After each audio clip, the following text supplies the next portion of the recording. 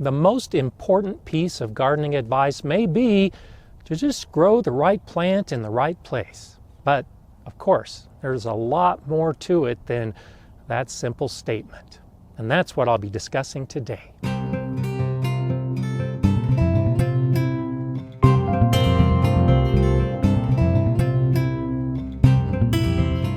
Hi, I'm Gardener Scott, and let's start by discussing the Montana banana. Now, I grew up in Reno, Nevada, a gambling town, and my father worked in one of the casinos as a poker dealer and worked his way up to become the poker boss in that casino. He used to share many stories about poker with my brothers and me, and the nicknames that many of the poker hands had. One of those hands was called a Montana banana. It's a 2 and a 9 in the game of Texas Hold'em. And the reason they call it that is because you're more likely to grow bananas in Montana than to improve a 2 and 9 hand. And I think there's some important gardening insight there. Even poker players recognize that growing bananas in Montana is virtually impossible. Montana is a northern state in the United States, and the winters are quite harsh. I know, I lived there for 4 years. There's one spot in the mountains that has a sign that identifies that spot has the greatest temperature variation of any spot on the planet. The temperature varied by more than 100 degrees in a 24-hour period. It can be quite harsh for growing plants, and bananas definitely can't survive in an environment like that. And that brings us back to the topic at hand, the right plant in the right place. And as you might guess, looking at my snow-covered Colorado Zone 5B garden, I can't grow bananas here either, so I don't even try. Instead, I focus on the plants that I know will do well in my climate and my specific garden. Let's go ahead and move inside and talk more about that. So to begin discussing this topic, we need to break it down into the two most important subjects, the plant and the location. Because when you fully understand what the plant needs and you compare that with what your garden offers, now you'll have more success pairing the two, putting the right plant in the right place in your specific garden and landscape. The first being sun. Now, some plants have a requirement for full sun, which means more than 6 hours every day during the growing season. But other plants have a requirement for shade, which means less than 6 hours of full sunlight during the growing season.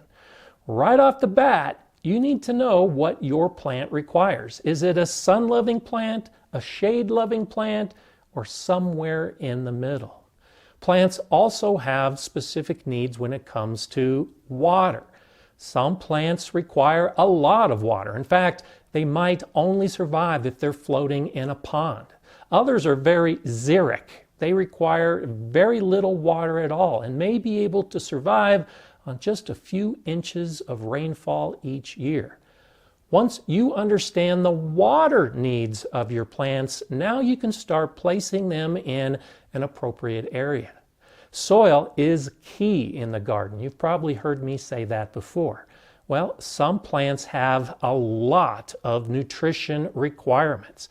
There are plants that need more nitrogen than other plants. The leafy plants, plants like corn, they require more nitrogen than a plant that we're growing for the root, like carrots or rutabagas. When you understand the nutrition needs of the plants as it relates to the soil, it becomes important in deciding the right location. Some plants prefer a well-draining soil. So if you have a sandy soil, they might be perfect in that spot.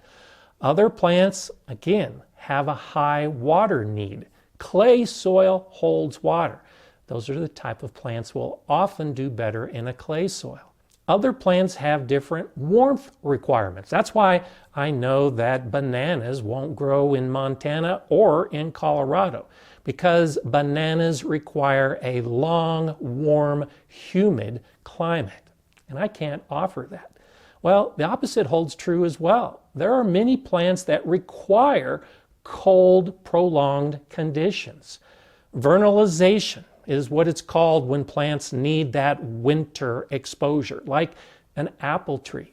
If an apple tree doesn't have enough chill hours during the winter, well, then you're not going to get the fruit of your apple tree. And that's one reason why you won't see apple trees growing next to banana trees in a jungle. And you should also have an understanding of how big the plant is going to grow. And this is too often overlooked by gardeners and homeowners. You've probably seen this. The tree that was planted when it was very young, but then ends up growing 50 to 100 feet tall and is planted right next to the house and then poses a problem to the structure of that house. Well, it begins at the seed and that young plant that we put into the ground. How big is it going to grow? Is it going to be a ground cover just a few inches high? Or is it going to be a fruit bush that could be 8 feet wide? If you don't take the time to understand the growth pattern of your plant, then you might not have good success putting it in the right location. And this ties in with the harvest requirements of the plant. Many of the plants we're growing in our vegetable gardens will grow to a particular size that corresponds to what we're harvesting from that plant. If you don't look ahead to the trellis requirements of a plant like an indeterminate tomato, well, then you might not have as successful a harvest. And if you don't anticipate how tall the ladder needs to be for you to harvest all the fruit on your tree, well, then you're probably going to have a lot of fruit lost during the harvest. And this ties in with another factor that is too often overlooked when we're choosing our plants, and that's the pollination requirement. Many of the fruit trees we're growing, especially apples, require another tree of a different variety so that the flowers can be pollinated and set fruit. If you don't have the multiple trees, you might not get that harvest. Corn is wind pollinated. You need to grow corn in a block with plants close together. If you try to grow corn in a single line, you're probably not going to have successful pollination. So as you're choosing your plants, like corn, can you give them the space they need? And spacing is a very important factor with all of our plants once we've determined how big they're going to grow. So let's now discuss the requirements of the location of your garden and landscape where you want to put your plants. And let's begin with sun. You really need to do a survey of your garden and identify which areas get the most sun and which areas get the least sun and how much sun those areas get. It's one thing to want to put a sun-loving plant in your garden, and you may think that spot by the fence is perfect. Well, if that spot by the fence is not getting enough sun, that spot isn't perfect. It's more than just how the plant looks. The plant has to be able to survive in a given location, and sun is critical. Water plays as big a factor. Are you able to get water to the location where that plant is growing so that that plant can survive? Some of those xeric plants, maybe we can just take a water can out and put some water on it periodically. But especially in our vegetable garden where we might need to water every single day, are you able to get water to that spot? And I know many gardeners that build their garden too far from the house where it becomes a chore to drag the water hose. And now their garden suffers, if not fails, because they're not able to provide the garden with the water needs of the plants. And of course, I'll say it again, soil is key. Is your soil rich enough for the plants that you want to grow? Is it alive? Does it have organic matter in it? Are there ample amounts of bacteria and fungi to keep the plants alive? Are you mulching with organic mulches? What are you doing for your soil in your garden?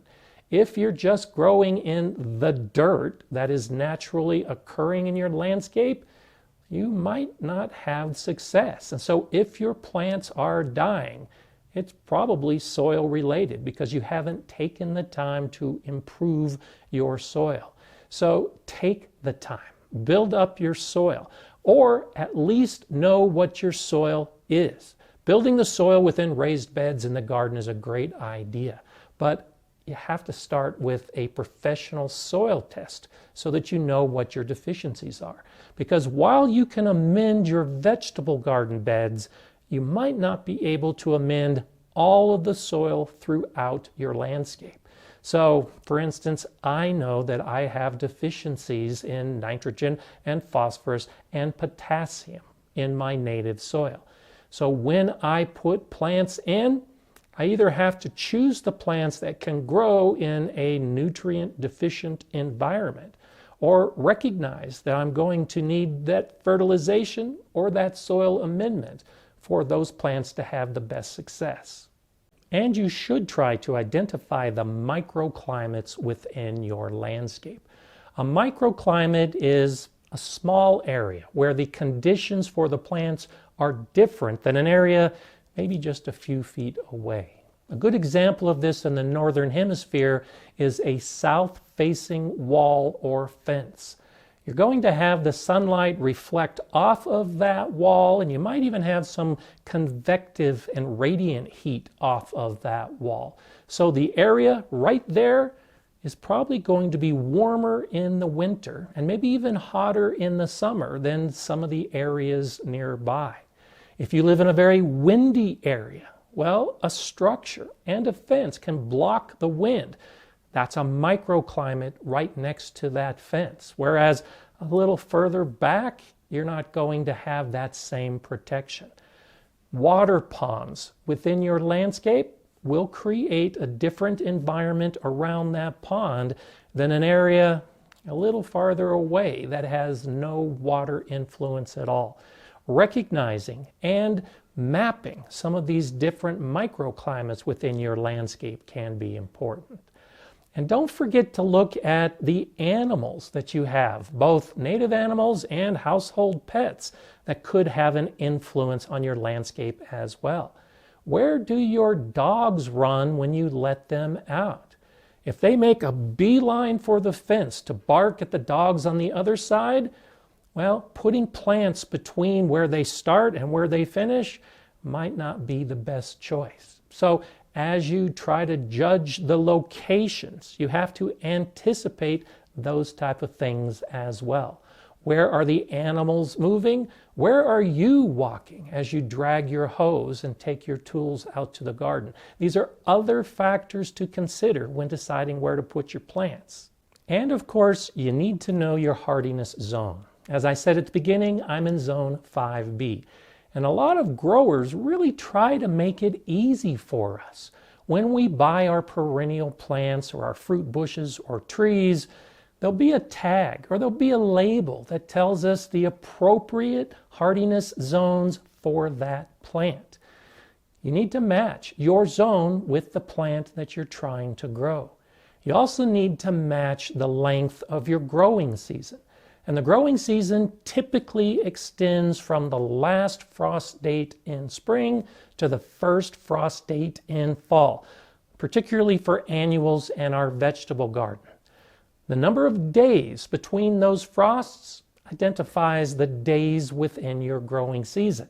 You also need to match plants for the appropriate length of time. And I suggest that you clearly define why you're growing the plants in the first place. What's your reason? Because that will influence the location as well. If you want pretty flowers to look at, well, where are you looking from? Will you be standing at the window looking outside, or will you be walking through one of the paths in your garden? That will influence the location of the plants. Are there plants that you're growing for the beautiful scent that they give off in the spring? Well, that's a wonderful thing to do, and I do the same thing. grow the plants in an area where you're going to walk so that you can absorb all that wonderful aroma? Are you growing plants for the purpose of attracting beneficial insects or pollinators? Well, it would make sense to grow those plants near your vegetable garden, the plants that you want to be pollinated, rather than put that garden somewhere far away from the vegetable garden. Why are you growing the plants? Ask that question, and that will help you determine the best location. And so now, with a better understanding of these issues involved with getting the right plant in the right place, how do we begin? Do we start with the plant, or do we start with the place? And much of this comes back to the reason you want to do it. So let's say you have a bare spot in your garden. It's in full sun with rich soil and you want to grow vegetables. Well, it's relatively easy to find the plants that can grow in a spot like that. But how about a spot in the back of the garden? You want to cover up a fence so you don't see the neighbor's yard. And it needs to be able to grow in shade because it's under a tree and the soil back there is almost always wet. Well, you know why you want to do it and you know more about the location.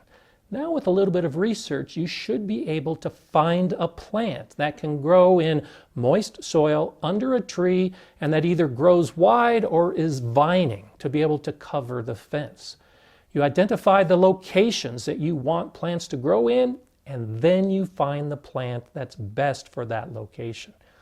Or you start with the plant. If there's a particular type of plant that you want to grow, well, you see the requirements of that plant and then determine if you can find or create an environment in your landscape to grow that plant. I wanted to grow kiwis at the school garden. Well, kiwis, the nice fuzzy little fruit, won't grow in my 5B garden. With a little bit of research, I found out that there is a type of hardy kiwi that will grow in my Colorado garden. It doesn't have the same look, it's not the same size, it's not fuzzy, but when you cut it open, it's a kiwi and it tastes exactly the same. So that's what I started growing. I had the reason, the intent, the plant identified, and I just needed to just push a little bit further to find out the right type of plant. And it requires a trellis. So I picked the spot that got the appropriate amount of sun, amended the soil, built a trellis, and started growing kiwis. It all comes down to how much effort you want to take. But I have to admit, you might not always find the results that you're looking for. If you have a nice area and you want to grow a particular type of grass or a type of tree, and you do the research and find out that it just won't happen, fall back to the plan B. Be flexible. You'll still get the grass or the fruit that you're looking for, but like the kiwi, it may not be exactly what you want. If I had planted the fuzzy kiwi, it would have died in the very first winter. It's putting all of these factors together. If you want to grow water plants, well, then you need a source of water for those plants. Identify the type of plants you want to grow, and then you can build a pond or build some type of water feature to put those plants in. Now you've got the right plant in the right place, but it took some extra effort. It's not going to be easy. You can't automatically assume that what you want in the way of a plant is going to match what you can provide in the way of a location. But when you do take the effort, you can have great success by getting the right plant in the right place. And some of that success will only come with trial and error and experimentation. You may think you have everything aligned and it's all going to work, and then it might not. So you have to stop and analyze and try to figure out what went wrong. I had a line of shrubs in my landscape years ago, and I thought everything was the same as far as the sun and the soil and the water and all those other factors. But it became obvious in the second year that One end of those plants were growing tall and lush and green, and 15 feet away, the same plants were half the size and not doing nearly as well. Well, it turns out that that section that didn't get the good growth did have less sun. As the sun moved across the sky, there was a fence that cast shadows on those plants. So they didn't grow as well. I thought it was the same, but once the plants got into place, it wasn't the same. Realize that there might be some failures. You can also experiment a little bit. Before you build out the entire landscape, maybe start with some of the plants that you want to fill an area and see how they do. See how they grow. See if what you think is the best location really is. And with that experimentation and with success, now you can plant out the rest of the landscape. The same holds true in the garden, and I do this all the time. As I'm growing vegetables, I'm trying different vegetables in different beds each year. Not for the purpose of crop rotation, but for the purpose of trying to find the best spot for those plants. Because my shed casts some shade on the garden in late afternoon. And I've already started keeping track in the journal the results of the plants in all of these different beds. Some do get more sun than others. So ultimately, I hope to arrive at the best solution, putting my vegetable plants in the best spot year after year so that I get the biggest harvests. It's going to change. Just because it might be the right plant in the right place this year, because of other factors, you never know that it's going to continue. So you have to continually keep up with the data and possibly consider moving plants to find a better spot. This is a great process to follow and become familiar with, to research your plants and get to know your garden and put the two together to arrive at the right plant in the right place. And it holds true for new gardeners and experienced gardeners, because there's always more that we can learn and ways we can become a better gardener. And to help you on that journey, I suggest you watch one of these videos next. I'm Gardener Scott. Enjoy gardening.